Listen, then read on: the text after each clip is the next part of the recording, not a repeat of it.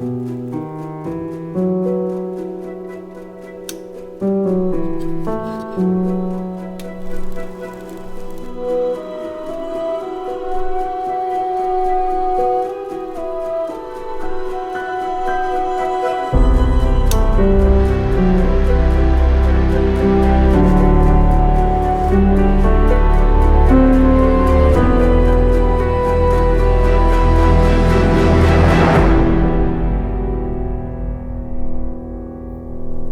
wasn't destined to stand for very long, but while it did, it was a weird, ugly structure. From a distance, silhouetted against the setting sun of the South Pacific, it looked exactly like a shabby, out-of-the-way radio station, just a square box of a building with a pretty unimpressive radio tower right next door, like something you might have seen in the 50s out in the middle of West Texas. But these structures were a long, long way from West Texas. The buildings may have been shabby, but the location was stunning. Nothing but the sound of Pacific swells breaking on the beautiful sandy beaches of the enormous circular coral atoll known as Eniwetok. Seen in the early morning, it was about as quiet and peaceful a place as you could imagine. But twice before, things had gotten pretty loud on this little island housing the boxy building and the adjacent tower. During the late Cretaceous period, the top of an underwater volcano blew itself to atoms, leaving the thinnest sliver of islands surrounded by the cold sea. It's amazing, really, a bit over 2 square miles of island enclosing almost 400 square miles of lagoon. It was a turquoise bullseye with a 50-mile circumference. Now, significantly less impressive was the roar made by the guns of the battleships Colorado, Tennessee, and Pennsylvania, which opened fire from offshore on the very northern tip of this spidery island chain just before 7 a.m. on February 18, 1944. The big guns of the United States Navy softened the uppermost island, Entebbe, and less than 2 hours later, 2 battalions of the 22nd Marine Regiment went ashore. They met minimal resistance from the Japanese on Entebbe, and the island was declared secure by 3 o'clock that afternoon. By the gruesome standards of Guadalcanal and Tarawa, already captured, and by the almost unimaginable horror of Iwo Jima and Okinawa yet to come, the capture of Entebbe was a bargain, although maybe it wouldn't seem so to the 85 American Marines and the 1,276 Imperial Japanese soldiers who died that gorgeous February day. Now, just a rifle shot to the west of Entebbe over the beautiful, brilliant turquoise blue sat 4 even smaller islands. They were called Bogon, Titer, Bogirkirk, and Lujuleb. A simple makeshift causeway connected these 3 islands, which were separated by about 1/10 of a mile or so. And that causeway cut right through the dead center of all 4 islands before terminating at the box and the tower structures on Lujuleb. Now, on the morning of November 1st, 1952, this box and tower were greeting the already brilliant tropical sun rising over the South Pacific. It was just a bit after 7:15 a.m., not a sound to be heard except for the gentle lapping of waves on the shore. Now, a few millionths of a second later, it was gone. The building was gone, the tower was gone, and the entire island of Lujuleb was gone too. Communism, according to all its own leaders, must be a system of international control and conformity. Today, in the world of freedom, the proudest boast is, Ich bin ein Berliner. The only answer to communism is a massive offensive for freedom. You and I have a rendezvous with destiny. Never give in. Never give in. Never, never, never.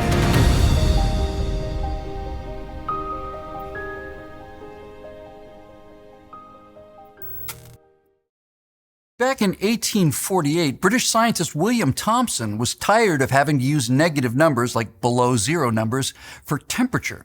So he calculated the hypothetical coldest temperature that could exist anywhere in the universe, and he set that to 0. Absolute 0. That meant that every possible temperature would be some kind of a positive number, some degree above absolute 0. A few seconds after 7:15 in the morning, the air temperature on Lujuleb was a bit under 90 degrees Fahrenheit. That translated to about 360 degrees above absolute 0 on the scale invented by William Thomson, otherwise known as Lord Kelvin. 1 millisecond later, the temperature had climbed from 360 degrees Kelvin to well over 1 million degrees Kelvin. Those atoms, comprising the box building, the radio tower, the causeway, and most of the island of Alujuleb itself, had been transformed into million-degree hot plasma. And what had escaped instant vaporization was now rising up into the upper stratosphere, carried by a fireball 2 miles wide, a mushroom cloud that went from ground level to twice the height of a commercial jetliner in under 2 minutes. Aerial photos taken a few days later showed Bogan, Bogerk, Titor, and a ghostly trace of what had been the causeway between them, but Alujuleb was gone. It's missing. It's still missing. Not a trace of it remains. Its existence is now marked by the dark blue ink blot of a crater more than a mile in diameter that had been carved out of the shallow lagoon.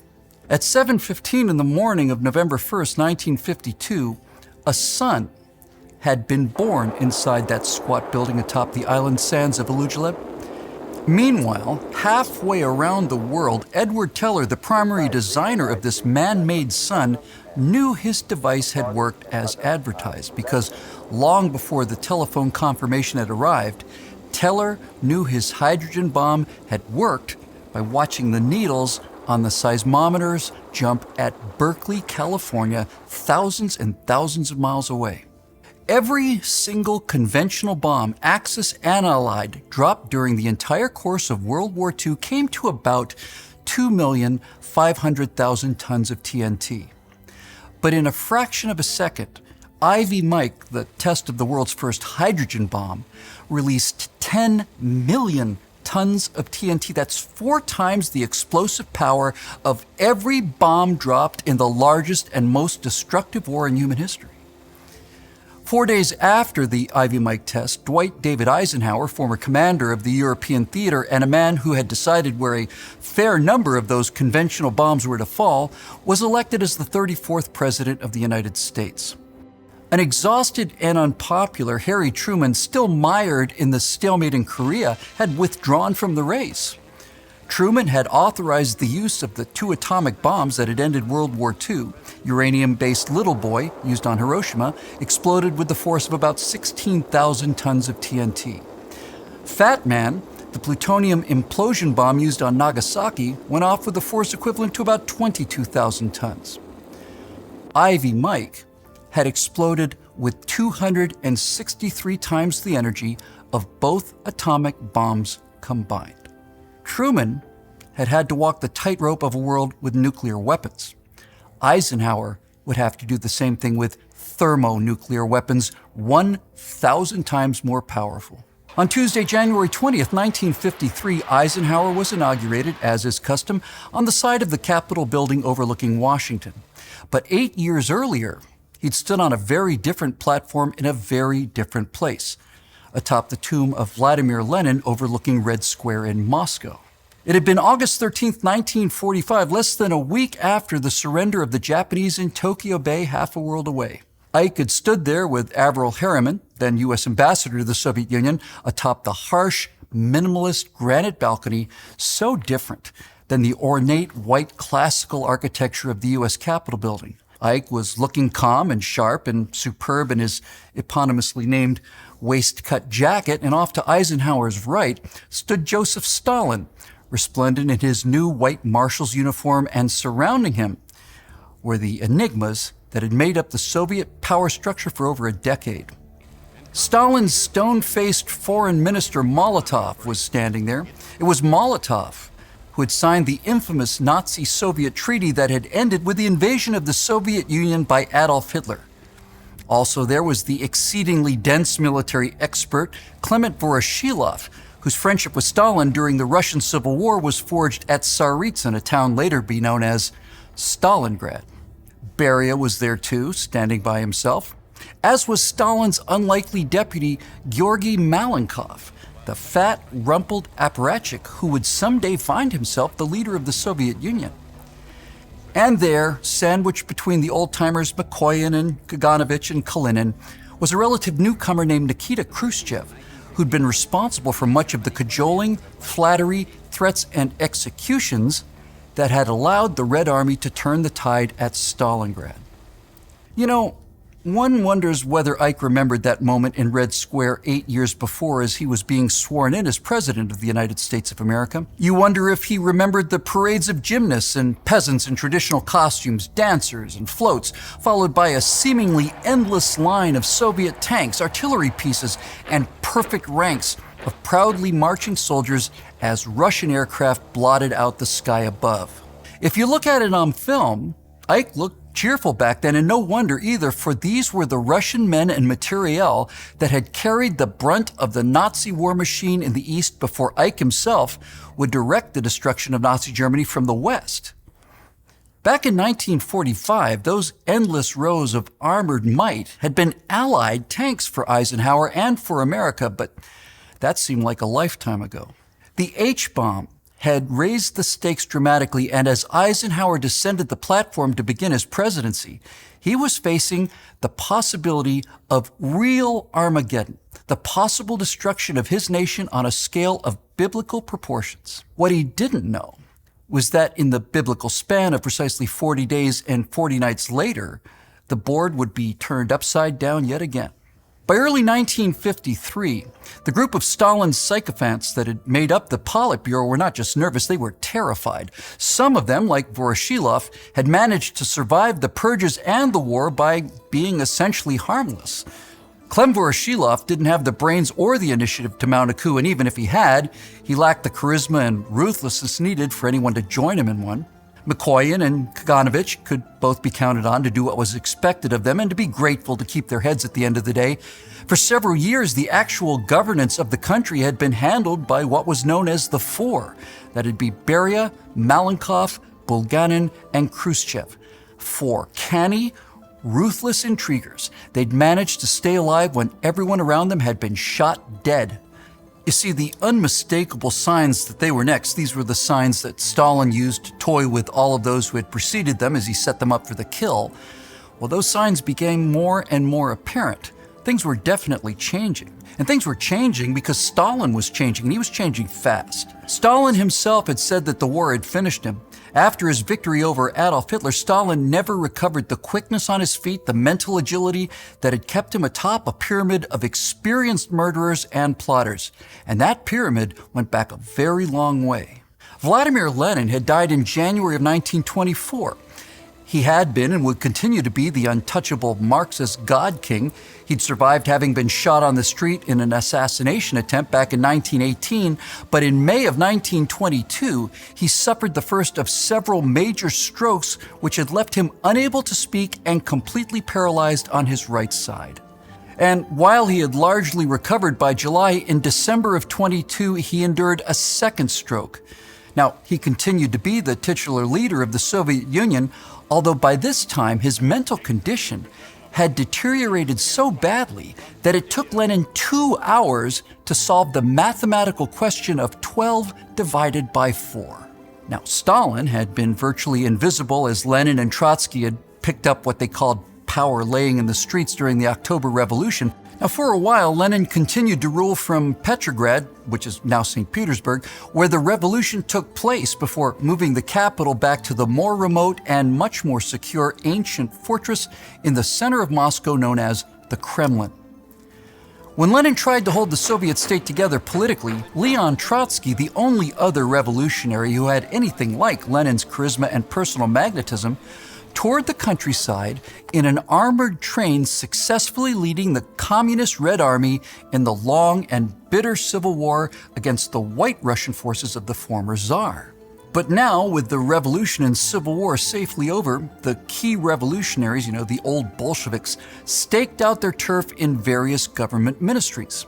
Stalin, a gray, forgettable figure who had quietly done a lot of the dirty work in the background, was virtually unknown and was, without question, the least well-known of the men surrounding Lenin in his new workers' paradise. Nevertheless, Joseph Stalin was, by quite a wide margin, the most intelligent leader of World War II. And Stalin had the soul of a spider. He volunteered to take on the seemingly insignificant and trivial role of General Secretary of the Communist Party. The position had no power at all, except for the power to appoint new officials.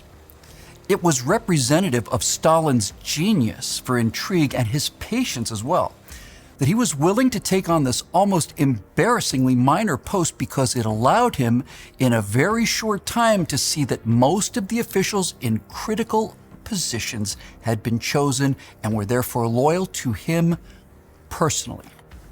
And it also ensured that as Comrade Lenin continued to decline, it was Comrade Stalin who was responsible for his daily care.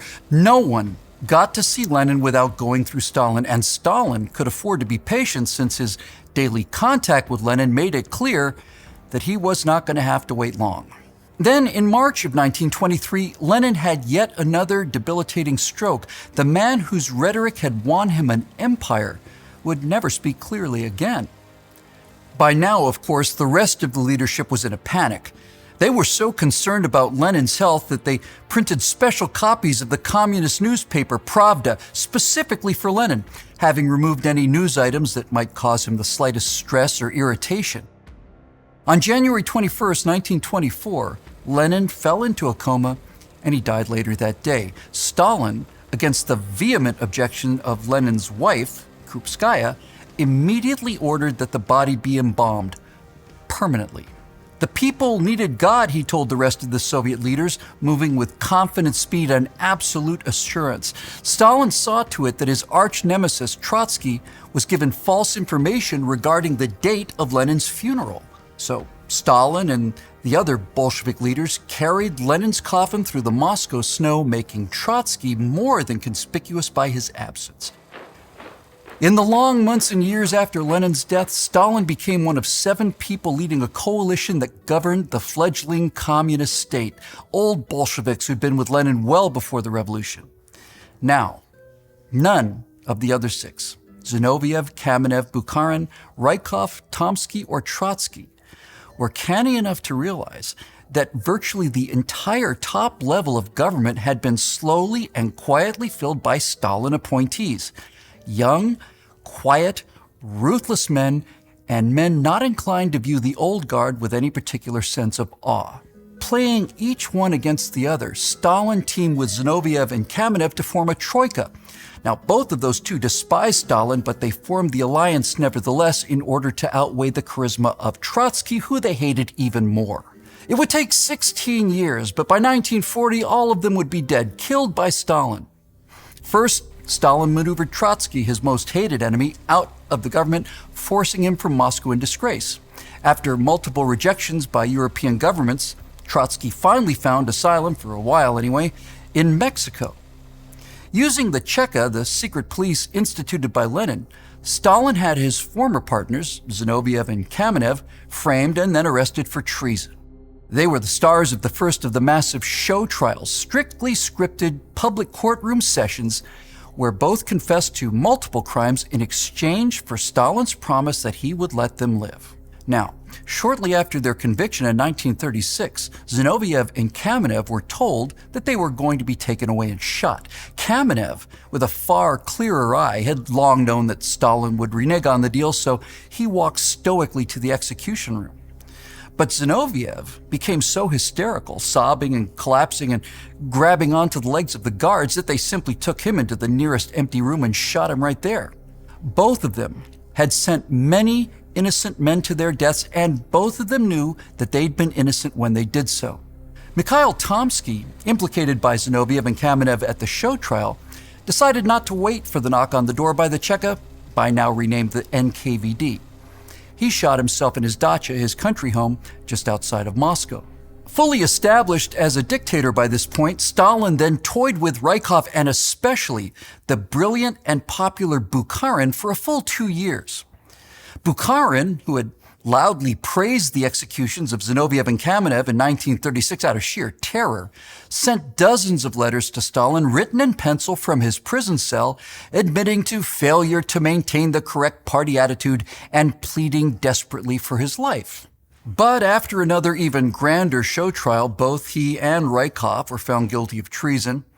Despite intercession from prominent leftists from all around the world, he and Rykov were shot without ceremony on March 15, 1938, which left only Trotsky, brilliant and arrogant Trotsky, a genuine architect of the revolution alongside Lenin, and a man who never tired of reminding Stalin just how much smarter and well-loved he was compared to the unknown, pockmarked bandit from Georgia. Bitterly regretting his decision to allow Trotsky to leave the Soviet Union and live in exile, Stalin launched multiple assassination attempts on his arch-rival. From the outset, Trotsky had been a vocal proponent of terror as a means of government and had personally sent thousands of innocent people to their deaths. It was his utter ruthlessness to deploy terror that had brought him power, adoration, and worldwide fame, and in the end, Trotsky repaid his debt to terror with interest. Trotsky's brother Alexander was shot by Stalin in 1938. His wife Alexandra was shot in 1938 as well, at the height of the Great Terror. Trotsky's sister Olga was executed in 1941. Trotsky's daughter Zenaida committed suicide in 1933. His son Sergei, who'd been imprisoned, was shot on Stalin's orders in 1937. Sergei's older brother, Lev, Trotsky's secretary, business partner, and eldest son, was assassinated by Stalin's agent the following year in Paris. Two of Trotsky's sons-in-law, husbands to his daughter Zenaida, were shot in 1936 and 1937. Two of his grandchildren, the son and daughter of his other girl, Nina, disappeared without a trace. Sometime after 1937, Trotsky's daughter-in-law, Anna, who'd married Lev, was shot in 1938. Their only child, Trotsky's grandson, also named Lev, likewise disappeared without a trace sometime after 1937. In January of that year, Trotsky arrived in Mexico, living at the home of famed left-wing Mexican painter Diego Rivera. Trotsky managed to find some comfort in an affair with Rivera's wife, the painter Frida Kahlo, while still a guest there at the house before he and Rivera had a falling out for some unknown reason, resulting in Trotsky moving to a fortress-like villa not too far away. In 1940, a team of Stalin's assassins sprayed the compound with machine gun fire. In what could have easily been a scene from The Godfather, Trotsky and his wife miraculously managed to survive by laying flat against the floor beside the bed as bullets riddled the walls and the mattress. Stalin had been stalking Leon Trotsky for 16 years. He'd finally run out of patience. He instructed Beria that he wanted Trotsky, who continued to write well-publicized anti-Stalin screeds, he wanted him dead within a year. Beria recruited a Spanish-born NKVD agent named Ramon Mercader, who, posing as the son of a Belgian diplomat, befriended and then seduced Sylvia Agilov, a young American left-winger and an aide to Trotsky. Mercader took his time, occasionally dropping off and picking up Angelov at the now heavily dependent Trotsky compound. Mercader never asked to see inside the compound, and he never talked politics. And so slowly, over time, he began to befriend the guards by running errands and making small talk. Over time, he too slowly became one of Trotsky's extended family. By midsummer, his presence inside the compound no longer caused any concern. But on August 20th, 1940, he casually walked into the study where Trotsky, as usual, was hunched over his pen and paper. Mercader then removed a small ice axe he'd concealed on his person, and he sank it into the back of Leon Trotsky's head. Trotsky bellowed in rage and pain, but witnesses said that the sound was more like exasperation than agony, as if he'd realized at that moment that he had been so foolish to let down his guard. Trotsky's guards burst into the room and nearly beat Mercader to death before being restrained by Trotsky himself. He was taken to a hospital where he died the next day. Now, Mercader remained in Mexican prisons until 1961, when he returned to Russia and received the country's highest decoration, Hero of the Soviet Union. Mercader eventually died of lung cancer in 1978, and his dying words were reported to have been, "I hear it always. I hear the scream. I know he's waiting for me on the other side." So this then was the kind of environment that Stalin's Politburo found itself in as they watched Eisenhower being sworn in across the Atlantic. I, Dwight D. Eisenhower, do solemnly swear that I will faithfully execute the office of the President of the United States. Although always deadly, there had been for much of their careers moments of genuine warmth and camaraderie between these men. A former choir boy with an excellent voice, Stalin and his cronies would often sing old Russian folk songs deep into the night. In fact, for many years, This hair-trigger mousetrap had functioned as kind of a deadly sort of fraternity party. There were so many instances of rotten tomatoes being placed on chairs or in pockets that Khrushchev brought extra pairs of pants to the long evening sessions at Stalin's dacha in Kuntsevo, a 20-minute drive out from the Kremlin. These drunken reveries would commence shortly after sundown and generally end around 4 a.m. after a movie or two, and then 4 hours of feasting, more drinking, and copious vomiting before the members of the Politburo were stuffed into their cars by their NKVD drivers, who would often have to carry them upstairs at their houses, undress them, and then tuck them into their beds. Stalin himself had once written an obscene word on a piece of paper and taped it to Khrushchev's back to great hilarity. And the staggeringly drunk Beria, Khrushchev, and Malenkov had pushed each other into the small pond at the dacha so frequently that the NKVD eventually filled it in as a safety precaution. But that had been before the war.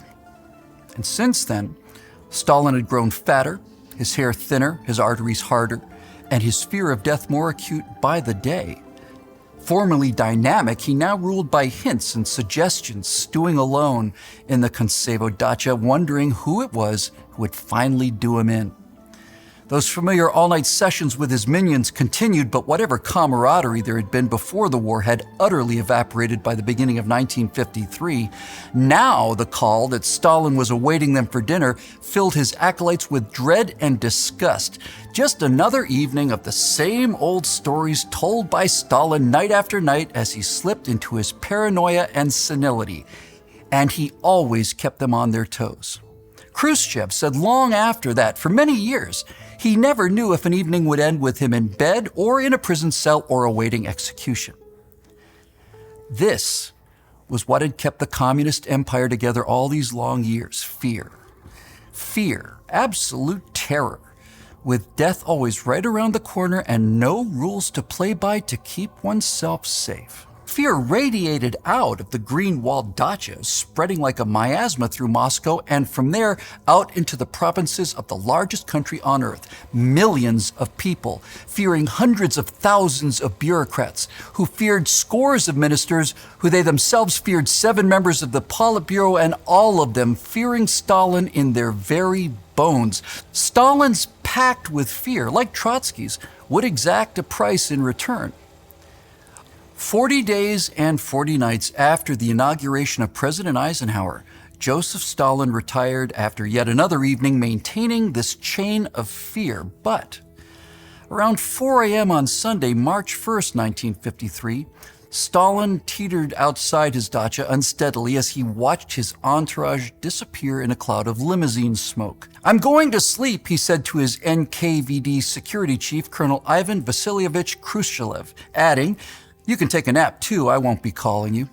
Then he staggered into his bedroom, shut the door, and turned out the light, leaving a delighted Colonel Khrushchev, who in all of his years of service to Stalin had never been given the night off before. Now, Stalin generally rose around noon, but when 3 p.m. and then 4 p.m. passed without a sound, the guards began to worry. Under strict orders not to enter Stalin's bedroom under any circumstances, they were enormously relieved when a light came on in the bedroom right around 6 o'clock that evening. The boss was awake at last. "Thank God," we thought, said Lozgachev, one of his guards, "everything's all right." But things weren't all right. An hour passed, and then another, and a third, and still no sign of Stalin. Something was clearly wrong. Another member of the security team, a Colonel Starostin, tried to convince Lozgachev to go in and check up on the Red Tsar. "You're senior, you go in," said Lozgachev. "I'm afraid," replied Starostin. To which Lozgachev replied, "What do you think I am, a hero?"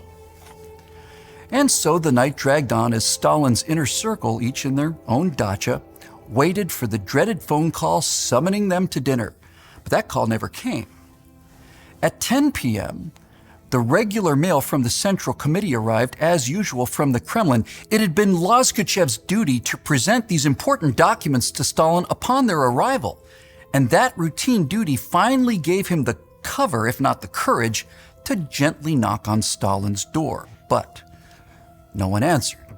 So Lozgachev made his way into Stalin's chambers, trying to breathe and walk and cough as loudly as possible so as not to startle the notoriously skittish Supremo. As he turned the corner into the small dining room, he was horrified to see Stalin lying on his side on the floor. He was wearing an undershirt and pajamas bottoms. He was conscious, but he was unable to move or speak, and he had wet himself. Lozgachev asked if he should call a doctor, but the only sound Stalin could make was dzz. As the guards moved the dictator, by now very cold to the touch, onto the couch, Colonel Starosin tried to reach Beria, but Beria by this time was deep into his nocturnal predations and couldn't be found. But Malenkov did come to the phone and promised to find Beria as soon as he could. About an hour later, Lozgachev picked up the phone. It was Beria. "Don't tell anyone about Comrade Stalin's illness," he shouted, and then added, "and don't call." Well, Lozgachev hung up the phone and later claimed that his dark hair had turned completely gray that evening. At 3 a.m. on March 2nd, nearly 24 hours after Stalin had entered his bedroom, Beria and Malenkov arrived at the dacha. Beria bulled his way into the room, but the timid Malenkov was so nervous he took off his shoes so as not to make any noise. "What's wrong with the boss?" barked Beria as Stalin, asleep and snoring now, lay under a blanket on the couch. Beria spun on the terrified NKVD men who, if such a thing were possible, were even more afraid of Beria than they were of Stalin. "What do you mean starting a panic?" bellowed Beria. "The boss is obviously sleeping peacefully. Let's go, Malenkov." And so they left.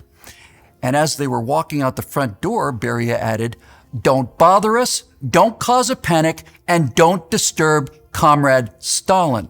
The stunned NKVD men were now certain that they were going to be hung out to dry, executed in a basement by someone just like them. Meanwhile, Beria, Malenkov, Khrushchev, and Bulganin returned to the Kremlin and began to bargain for power. And so the hours continued to pass. It was well known that Stalin had long feared being murdered by a doctor. If one of his security team had the courage to call a doctor, even the remote possibility that Stalin would somehow wake up hungover with a potential murderer staring him in the face with a stethoscope dangling from a neck, well, that was enough to cure them of any idea about that kind of initiative. Only at the end of the second day, when it was finally clear that there was no doubt that Stalin could not survive, did the magnates finally call for medical aid. At 7 a.m. on the morning of March 3rd, a professional team led by a Professor Lukamsky finally arrived at the Kontsevo dacha. Now, these were the finest doctors in the Soviet Union, men of long experience. But the first to actually touch Stalin was trembling so badly that he fumbled Stalin's false teeth as he tried to remove them, and they slid across the floor. "Their hands were trembling so much that they couldn't get his shirt off," said Lozgachev. Lukamsky tried to take Stalin's pulse, but his hand was shaking so badly that Beria had to shout, "Hold his hand properly!" It took 5 days for Stalin to die. One by one, Molotov, Voroshilov, Mikoyan, and all the others gathered around Stalin, as well as around his daughter Svetlana and his son Vasily. Beria could not contain his glee. "I did him in," he said. He would later boast to Molotov, who appeared to be the first head about to roll before Stalin had collapsed, "I saved you all," he hissed. But that was later. Every now and then, Stalin would regain consciousness, and the instant Beria saw Stalin open his eyes, he would dash over to the couch, kneel beside Stalin, and kiss his hand. But once Stalin closed his eyes again, Beria would leap to his feet, spewing ever more blatant hatred of the man he had murdered so many people for and for so long. Stalin's end was not pretty. He began to turn blue and spent his final hours gasping and choking as he slowly drowned in his own fluids. Then, just before the end, he opened his eyes in abject terror, slowly raising his left hand towards the ceiling, and then, with the sound of air escaping from a wet inner tube, one of the greatest mass murderers in human history had finally had his fill. And everyone was crying.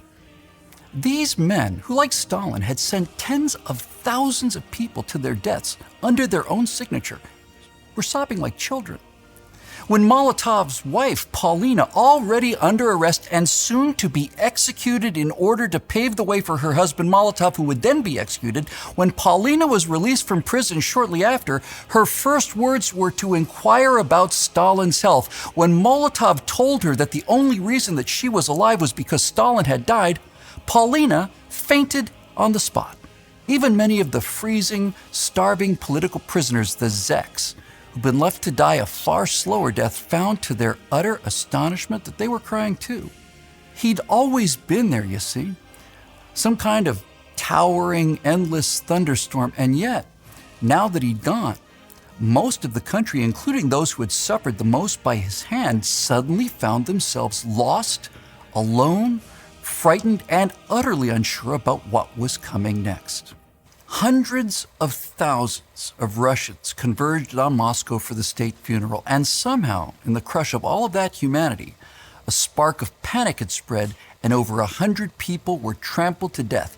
Even from beyond the grave, Stalin continued to do what he'd always done best, and that was kill innocent Russians.